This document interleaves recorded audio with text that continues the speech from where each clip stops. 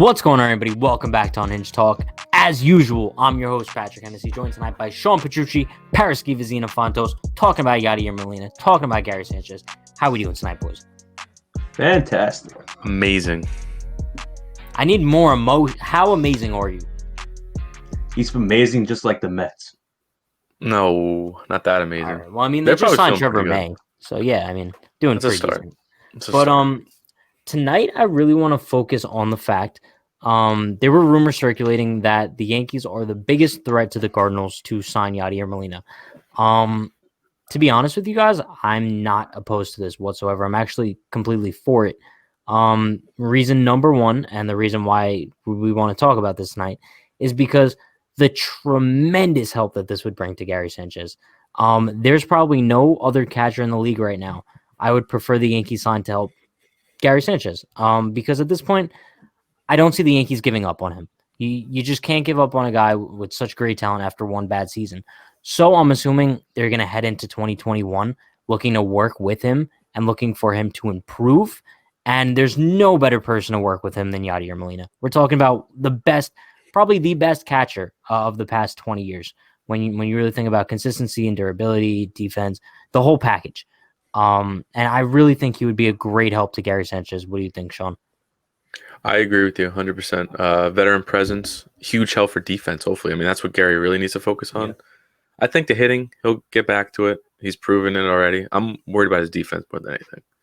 And that's what Yadier could really help us with. And a contact bat. Yeah. You never say no to that. I mean, I agree with Sean. Veteran presence. The guy won some multiple championships with the Cardinals. He's 38. He's been in the league a long time. I think he won one.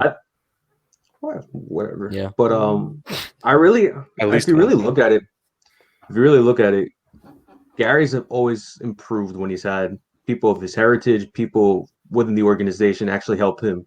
Look at A-Rod. He had a talk with A-Rod, went on a tear.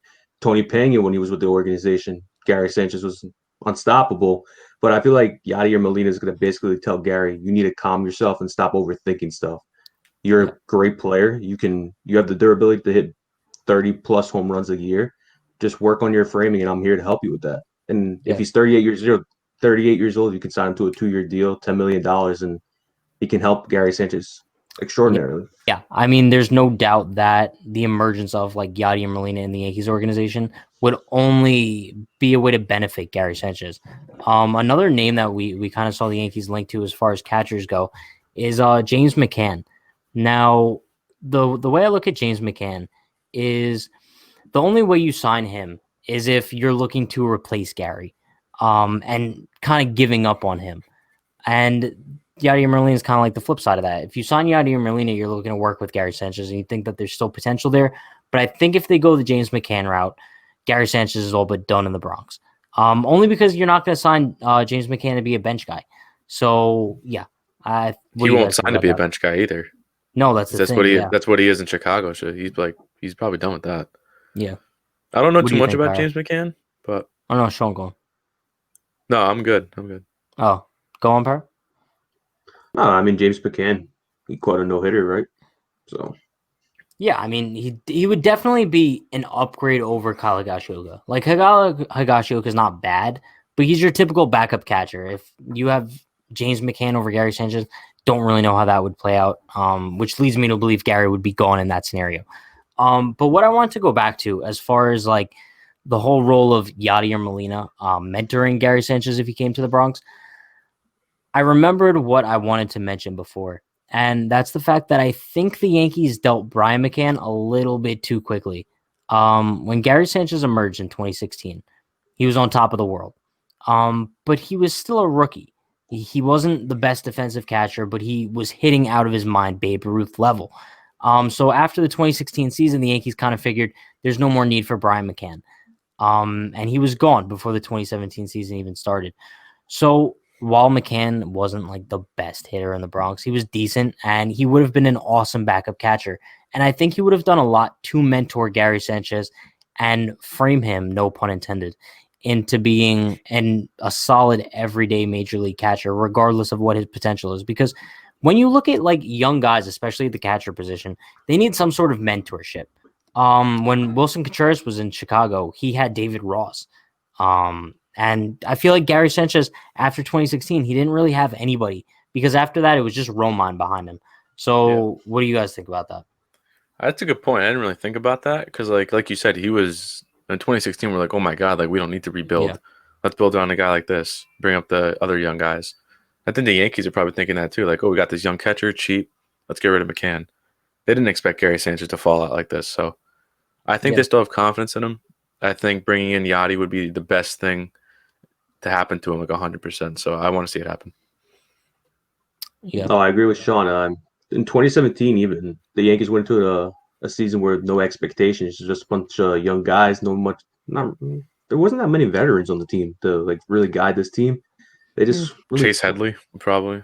Well, no, they had Chase Headley, they had Holiday, they had Ellsbury, however you view him. They had Gardner. Traded for Frazier. It was 3 years ago. Yeah. You honestly forget that those players were even on the team.